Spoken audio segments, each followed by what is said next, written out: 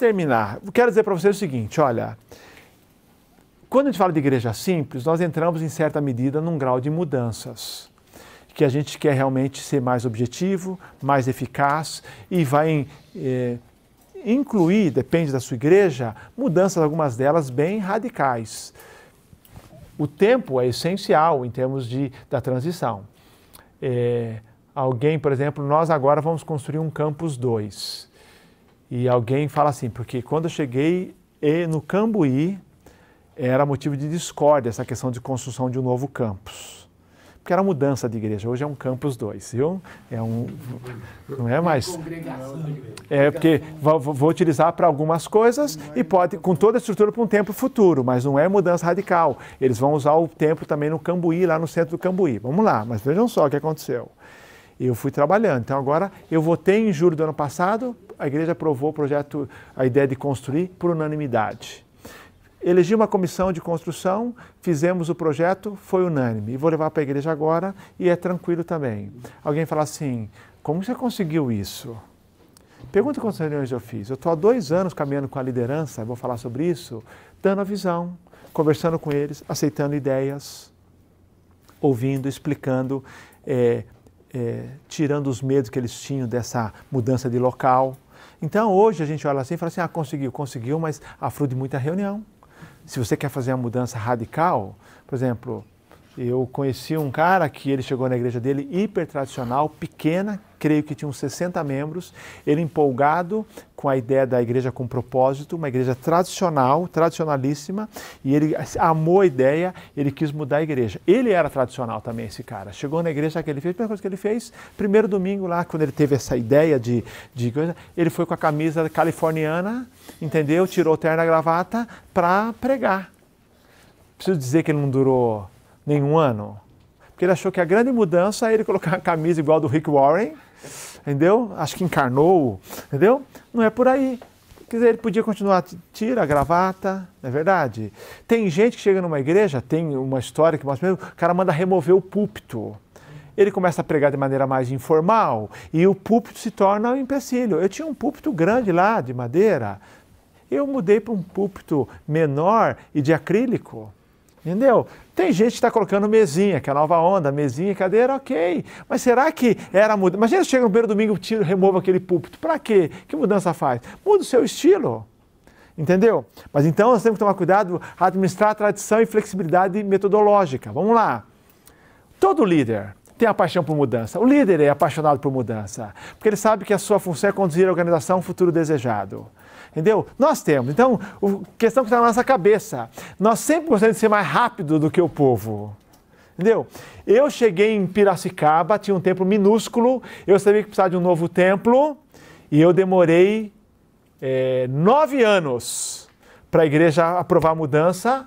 Fazer a mudança, eu fui fazendo, alugando espaço, eu fui aumentando o tempo que a gente tinha, até chegar insuportável, compramos e mudamos. Aqui no Cambuí a mesma coisa, é o meu 9º ano, vou fazer o 10º ano, que eu fui trabalhando, então já aluguei estacionamento, aluguei 2 casas, entendeu? Para poder a igreja fazer sua missão e para fazer um Campus 2. A gente sonha, pergunta para mim, eu já mudaria no 1º ano, mas não é assim que acontece.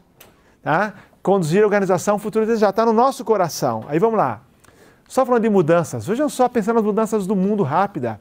A internet, que surgiu para uso militar, depois das universidades, a partir de 94 tornou-se popular no Brasil, o brasileiro tendo acesso. Facebook, com essa revolução, surgiu em 2004, 2005 o YouTube, 2008 Airbnb, 2009 o Uber e 2009 Bitcoin, a criptomoeda. Vamos lá, são coisas que surgiram aqui. Alguém disse muito bem que nos últimos 40 anos, nós fizemos mudanças mais do que nos 400 anos antes ou que precederam esses 40 anos. Então significa, por exemplo, que na sua igreja, o adulto, um senhor de terceira idade, ele não é 40 anos mais velho do que a nova geração, ele é 400 anos mais velho. Como na minha igreja eu tenho gente com 80 anos, tem gente que é 800 anos mais velho do que a nova geração. Por isso que é difícil ter a comunicação. A mudança foi isso mesmo. Onde vai dar? Só para colocar algumas aí tecnológicas para a gente, tá? Agora, o que fazer? Vou dizer a você, dica para esse processo todo de igreja simples, de filosofia de ministério. Faça mudanças em oração. É o que eu chamo para vocês de princípio de Neemias. O que é o princípio de Neemias? Quando ele recebe a notícia, o diagnóstico claro do estado dos muros e das portas do templo, ele não sai fazendo, ele ora a Deus, ele gasta um tempo sozinho, ele confessa pecados, né? E depois você acompanha. Ele não orou só para começar o processo de mudança, ele orou durante o processo de mudança. Quantas vezes ele orou? Vou dizer a você, eu tenho aprendido, quando você faz as coisas sem oração, a possibilidade de você naufragar, dar com os burros na água é muito grande. Eu não confio na minha capacidade de convencimento, de fazer as coisas. Por exemplo, alguém fala assim de Campos 2, 3.300 metros de construção, 4 milhões o projeto. Você queria entrar nessa? Eu não queria, só estou entrando porque é a vontade de Deus. Tremendo na base. Achar que vai ser fácil, que não vai ter oposição, que não vai ter luta. Agora, o princípio de Neemias, oração antes e durante o processo. A igreja de Jesus, você não é responsável pelo crescimento dela. Faça aquilo que o Senhor mandou, mais fácil em oração. Neemias, para nós, é um exemplo fantástico da oração e da ação. O tempo todo, mas não foi só aquela oração para começar. É a oração durante todo o processo das situações difíceis. Outra questão importante para o processo de mudança é você precisa comunicar com clareza os fatos, os desafios e a urgência por mudanças. Você sabia que as pessoas muitas vezes resistem às mudanças porque elas não veem a necessidade da mudança? Para você está muito clara a necessidade. E as pessoas resistem, e todos nós resistimos em algum grau, porque elas não veem. Para ter uma ideia, uma pesquisa mostrou que quando o assunto é mudanças, você encontra 20% de pessoas que são altamente resistentes à mudança. 25% são resistentes à mudança. 30% são os seguidores. Vão, o que o povo decidir, ele faz. 20% estão abertos a mudanças. E 5% ansiosos por mudanças. Então, o que você tem aqui? Você tem 45% que são os resistentes e altamente resistentes. 1/3, 30%, que o que decidir... Eu ouço isso de vários irmãos, pastor, o que decidir eu estou junto. Entendeu? É isso, porque eles são os, no bom sentido, influenciáveis. Ou no mau sentido, depende da situação, porque eles estão vendo para onde está indo. 20% estão abertos, agora tem 5% ansioso por mudança. Se tiver 5%, fique feliz. Agora, aí eu vou dizer a você, eles não veem a necessidade de mudança. E você precisa ver, e você precisa comunicar o quê? Com clareza. Os fatos, os desafios, as urgências. Vou dizer a você, lá para a minha comissão de construção, eles precisam ser os caras mais convencidos de que não dá mais. Que o espaço é pequeno. Por exemplo, eu comunico. Eu falei, meus irmãos, estamos começando um novo ciclo de EBD. Eu estou, além das classes etárias, faixas etárias, eu estou podendo oferecer 3 classes temáticas para adultos. 3 classes porque eu não tenho espaço. Tem vários professores aqui que não vão dar aula, estão com licença não remunerada, brinquei com eles. Eu podia ter 10 classes simultâneas. Em outras palavras, vocês podem imaginar quanto seria bom se eu tivesse espaço? Aí eu faço encontro de casais e eu tenho que fazer fora dali. Então, e qualquer outra coisa. Então, você tem que mostrar agora, seja claro com os fatos, o que não está bom, com os desafios, com a urgência de mudança, porque eles não enxergam, a maioria. Talvez você tenha 5% que enxergue, mas os outros não enxergam. E você tem que falar assim, eles sempre viram, eles estão ali o tempo todo, entendeu? Eu li a história de um camarada que visitava uma praia, todo ano ele ia para a meio da praia, na Flórida. E ele... O que acontece é que ele depois já estava há vários anos, ele foi lá para a praia, chegou na praia, ele viu que a faixa de areia estava muito menor. E ele começou a conversar com alguém que era da local ali, morador. Falou assim, o que aconteceu com a praia? Não aconteceu nada. Mas como não? A praia está menor.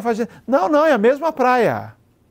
Porque o camarada está lá todo dia, e ele não percebeu. Agora, quem viu, voltou depois de um ano. Não é verdade? Depois de um ano, viu? As pessoas que estão dentro já não enxergam, elas acham que está bom. Entendeu? E aí nós temos que então mostrar, comunicar com clareza. E aí, uma dica para você, não lidere as mudanças sozinho. Queridos, monte aquilo que o Tom Rainer chama de um grupo de coalizão. Grupo da visão. Que você passe a ideia, que eles possam perguntar, entendeu? Um grupo que está disposto a fazer mudanças, um grupo que realmente visionário. Visionário, tá? Eu digo assim, tem que ser mais visionário do que você, te desafiar. É bom ter, eu tenho alguns membros da igreja assim, tem hora que eles têm mais fé do que eu.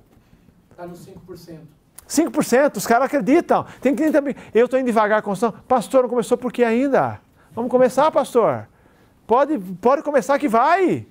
Entendeu? Então, tem que ter gente visionária. Então, descubra, monte um grupo de coalizão para a implementação das mudanças. É o grupo que vai passando. Agora, como escolher essas pessoas? Algumas dicas rápidas aqui. Tem que ser alguém que é líder na igreja. Líder pode ser líder oficial ou não, que tem influência. De repente, você tem lá, por exemplo, o Tiago, é alguém que as pessoas valorizam, ouvem. O Tiago tem que fazer parte do grupo de coalizão. Líderes, porque é isso. Hã? Os caras não perdoa. Ele é a mudança em pessoa. Olha lá. Metamorfose ambulante. Mas é o seguinte, não lidere. Pega essa pessoa, gente visionária. Eu, por exemplo, uma área na igreja que precisa ter gente visionária na área de orçamento. Porque o orçamento de igreja não funciona como num ambiente corporativo. É fé. Coloque as pessoas visionárias ali. Se você colocar gente de retranca ali, eu já passei por isso. Me arrependi. De retranca não tem jeito. Tá? Então, mote, outra questão. Aí a palavra final aqui sobre isso, ó. Promova as mudanças, mas ame as pessoas. Sabe por quê? Mudança não é algo impessoal. Quando você fala de mudança, qualquer mudança, e mudança, falando de mudança para melhor, mesmo assim, você vai causar um mal-estar nas pessoas. E tem todo o processo de gestão de mudanças, é isso. É o incômodo, depois tem um período em que você se acomoda, né, no sentido de você aceita aquela mudança e está pronto para a próxima mudança, mas tem todo um processo de assimilação. Você vai lidar com gente, com história, com tradição. Como é que você faz isso? Então, sentimentos. Você lidera com pessoas abertas a mudanças, pessoas resistentes às mudanças, pessoas com medo de mudança. Eu, por exemplo, a coisa que eu faço, mudança do Campus 2, eu tive que lidar com o sentimento de pessoas dizendo assim, vamos mudar daqui. E aqui a gente alcança tanta gente para Jesus, o que vai acontecer? Só estão votando a favor porque estão dizendo que não é isso que nós vamos fazer.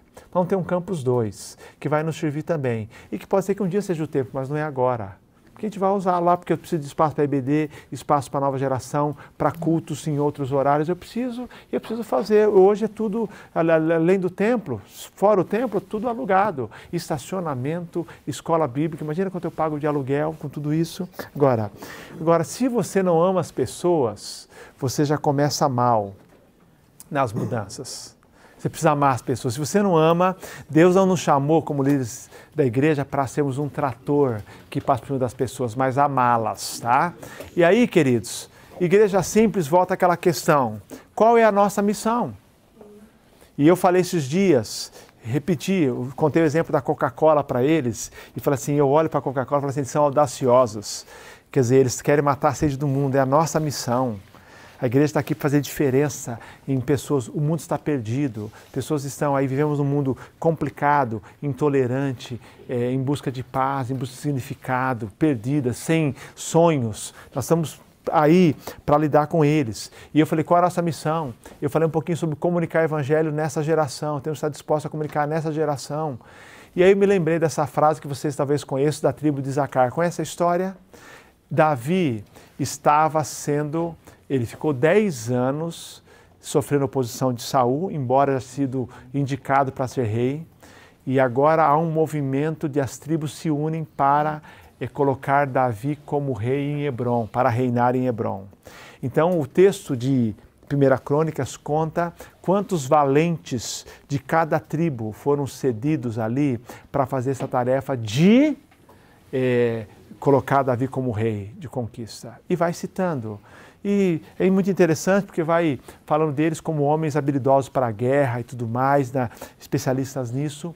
Mas quando fala da tribo de Isacar, fala que 200 chefes estrategistas que sabiam como Israel deveria agir em qualquer circunstância, comandavam seus parentes. Interessante. A King James atualizada é que usa essa expressão, chefes estrategistas.